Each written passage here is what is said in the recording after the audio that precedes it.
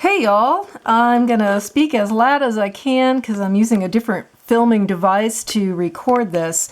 What you're looking at is a photograph of my apple tree in the backyard. On February 20th, we had a really bad windstorm and it cracked half the tree and I was quite upset. I called a friend of mine who knows some amazing things, and I told him what had happened and I sent him some pictures.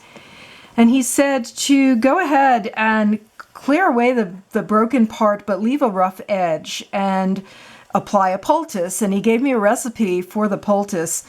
Well, my neighbors had come up and we were able to clean up the break, and we left a rough edge so I could pack that full of the poultice and then wrap it with there's the bucket. That's mugwort and tree moss and mud, creek mud, all mixed together. And that's the poultice that I packed into the tree. And then I wrapped the, this was now the 14th of March, because I had to wait till the plants were available in order to do this. And I needed to get this done before it got really warm and the tree started to wake up on its own.